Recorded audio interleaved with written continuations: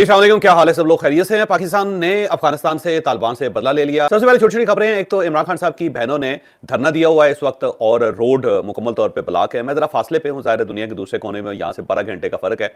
अब इन 12 घंटों के फर्क की वजह से हो सकता है अब ये धरना खत्म हो गया, लेकिन अब तक की इतला जब मैं ये रिकॉर्ड कर रहा हूं उस वक्त तक ये धरना जारी है।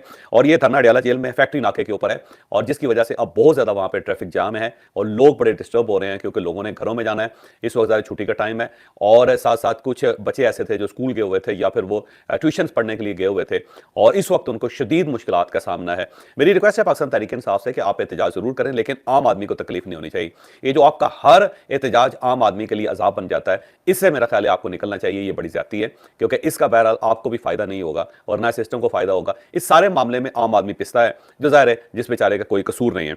इसके साथ साथ आज ऑस्ट्रेलियन पार्लियामेंट की एक सेनेटर है जिनका नाम जो पालीन हंसन है, और ये जो है क्वींसलैंड की रहने वाली हैं। तो आज ये अपनी पार्लियामेंट के अंदर बुर्का पहन के आ गई और ये पूरा बुर्का था जिसके अंदर उनके हाथ नजर नहीं आ रहे थे, बाल नजर नहीं आ रहे थे और जिस्म का कोई हिस्सा नजर नहीं आ रहा था। तो ये एक मुकम्मल बुर्का होता है जो अफगानिस्तान के अंदर और पाकिस्तान के कुछ इलाकों के अंदर भी पहना जाता है। इसके साथ साथ अरब इलाकों के अंदर भी बाज़ ऐसे इलाके हैं जहाँ पे खवातीन मुकम्मल बुर्का पहनती हैं। तो ये खातून जो है सेनेटर, ये चाहती हैं कि बुर्के के ऊपर पाबंदी लगनी चाहिए ऑस्ट्रेलिया के अंदर, और इन्होंने बाकायदा एक बिल पेश किया था, लेकिन इनका बिल जो है वो कबूल नहीं किया गया था और रिजेक्ट हो गया था। तो उसके ऊपर बतौर एहतजाज ये पूरा बुर्का पहन के आ गई पार्लियामेंट में, जिसके ऊपर ज़ाहिर बहुत लोगों ने एतराज़ किया। उन्होंने कहा ये नस्ल प्रस्ताना किस्म के आइडियाज़ हैं और इसका ऑस्ट्रेलिया के अंदर कोई गुंजाइश नहीं हो सकती, कोई जवाज़ नहीं हो सकता। तो उनकी जो रुकनीत है उसे 15 दिन के लिए मुअत्तल कर दिया गया है और बड़ा ठीक ठाक किस्म का क्रिटिसाइज उनको किया गया। और ऑस्ट्रेलिया के अंदर इस वक्त जो मुसलमान हैं वो भी बहुत क्रिटिसाइज कर रहे हैं कि जनाब अगर हमारी कुछ रवायात हैं तो आप उन रवायात का मजाक क्यों उड़ाते हैं। तो अब जाहिर है जहां जहां भी गोरे मौजूद हैं वहां पे बुरके को खास तौर पे हदफ बनाया जाता है। और इसके साथ साथ ये भी एक बार बार प्रोपेगेंडा किया जाता है कि मुसलमान चार चार शादियां करते हैं। भाई मुसलमान चार शादियां नहीं करते, एक शादी ही काफ़ी होती है पूरी दुनिया में। जिस तरह बाकी सब नेशनलिटीज़ हैं, ये कुछ ऐसी जगह हैं जहां पे ज़्यादा शादियां की जाती हैं और ये जगह सिर्फ मुसलमानों के अंदर नहीं है, दुनिया के बहुत सारे मज़ाहिब ऐसे हैं जिसके अंदर ज़्यादा शादियां की जाती हैं और वहाँ पर की जाती हैं जहाँ पे ख़वातीन ज़्यादा होती है और मर्द कम होते हैं, और वहाँ पे एक बैलेंस क्रिएट करने के लिए ये शादी होती है। इस्लाम में जायज़ है, इसमें कोई शक नहीं है, लेकिन ये कोई आम प्रैक्टिस नहीं है कि हर मुसलमान ने 4 शादियां करनी है। लेकिन बहरहाल ये प्रोपेगेंडा यूरोप के अंदर बहुत ज़्यादा किया जाता है और ऑस्ट्रेलिया के अंदर भी किया जाता है। और साथ साथ ये बुर्का जो उसको खास हदफ बनाया जाता है कि खवातीन के साथ बड़ा जुल्म किया जाता है। भाई खवातीन अपनी मर्जी से बुर्का इस्तेमाल करती हैं और इस्लाम के अंदर ये फ़र्ज़ है, इस्लाम के अंदर इसकी गुंजाइश है, इस्लाम के अंदर ये लाजम है। और जब अगर कोई खातून मुकम्मल मुसलमान बनना चाहती हैं या वो अपना एक इस्लामी पहनावा रखना चाहती है तो कौन इस पर एतराज़ कर सकता है। लेकिन ये फोर्सफुली नहीं है, दुनिया के किसी भी मुल्क के अंदर ये फोर्सफुली नहीं है, इंक्लूडिंग अब तो सऊदी अरेबिया।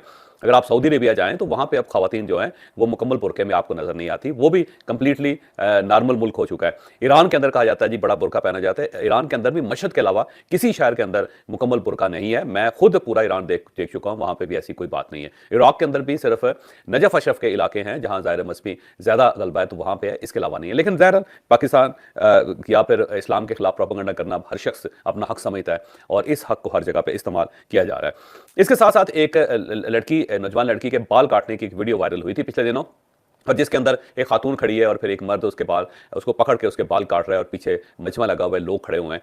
और ये बहुत अफसोसनाक किस्म की वीडियो है, ये बड़ी वायरल हुई और उसके बाद ये क्लेम किया गया कि ये वाकई इस्लामाबाद के अंदर हुआ है। बल्कि बाबा बनारस ने ये क्लेम कर दिया कि ये जो बाल काटने वाला बंदा है ये जनरल आसिम मुनीर का रिश्तेदार है, यानी कि हर चीज़ को जनरल आसिम मुनीर के खाते में डाल दिया जाता है। ऐसा नहीं है। ये वाकया पहली बात तो ये कि इस्लामाबाद के अंदर नहीं हुआ और ये वाकया ताज़ा नहीं है, ये 1.5 महीने पहले का वाकया है। खातून को ट्रेस कर लिया गया है, लोगों को भी ट्रेस कर लिया गया है और ये वाकया रावलपिंडी के अंदर हुआ है। और इस वक्त जो लोग जिन्होंने ये बाल काटने का वाकया किया था या जो जिम्मेदार हैं उन सबको गिरफ्तार कर लिया गया, वो जेल के अंदर है। रावलपिंडी पुलिस की तरफ से बाकायदा इसके बारे में बयान आ गया है कि ये रावलपिंडी के अंदर वाकया हुआ, 1.5 महीने पहले हुआ, किसी ने इसके ऊपर कंप्लेन नहीं की थी। लेकिन जब वीडियो वायरल हुई तो फिर उसके बाद नादरा के रिकॉर्ड से इस खातून को तलाश किया गया, फिर उस तक पुलिस पहुंची और जो जिम्मेदार हैं उन सबको गिरफ्तार करके इस वक्त हवालात के अंदर बंद कर दिया गया है और प्रॉपर तादीबी कार्रवाई की जाएगी। हाल पता पुलिस ने यह तस्लीम कर लिया है कि इस बच्ची के साथ ज्यादती हुई है, क्योंकि इस टाइप का जो इंसिडेंट है उसको उसकी कोई गुंजाइश नहीं है किसी जगह पे भी, उसको ना ही एक्सेप्ट किया जा सकता है और ना ही किसी को ये मौका दिया जा सकता है कि खवातीन हो, बच्चे हों, बुजुर्ग हों या कोई मर्द हो तो उसके साथ इस किस्म का सलूक किया जा सके। तो बहरहाल ये एक इंतहाई अफसोसनाक वाकया है और इस वाकये की गुंजाइश किसी भी माशरे के अंदर नहीं होनी चाहिए, इंक्लूडिंग पाकिस्तान। अब पुलिस को ये इंश्योर करना चाहिए कि इस टाइप का कोई वाकया दोबारा पाकिस्तान के अंदर सरजद नहीं होना चाहिए।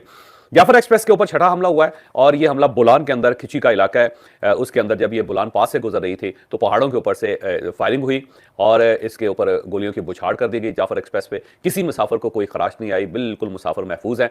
लेकिन ऐसा लगता है कि जाफर एक्सप्रेस को हर सूरत ये लोग रोकना चाहते हैं और नहीं चाहते कि पेशावर के साथ या पंजाब के साथ कोई बलूचिस्तान का कनेक्शन रहे, क्योंकि ये बड़ी ट्रेन है और ये भरी होती है। अगर आप किसी वक्त इस ट्रेन का मुआयना करें तो आप ये देख के हैरान रह जाएंगे कि आखिरी डिब्बे से लेकर पहले डिब्बे तक इसके अंदर गुंजाइश नहीं होती, क्योंकि ये वाहिद ट्रेन है, फिर बड़ी ट्रेन है जो 3 सूबों से होके पहुंच रही है। यानी कि आप देखें इसके अंदर अगर आप थोड़ा सा गौर करेंगे तो यहाँ खैबर पख्तूनख्वा से लोग आते हैं, क्योंकि पेशावर से ये चलती है, उसके बाद ये पूरा पंजाब क्रॉस करती है, फिर सिंध के कुछ इलाकों को टच करती है और वहाँ से होती हुई ये बलूचिस्तान जाती है।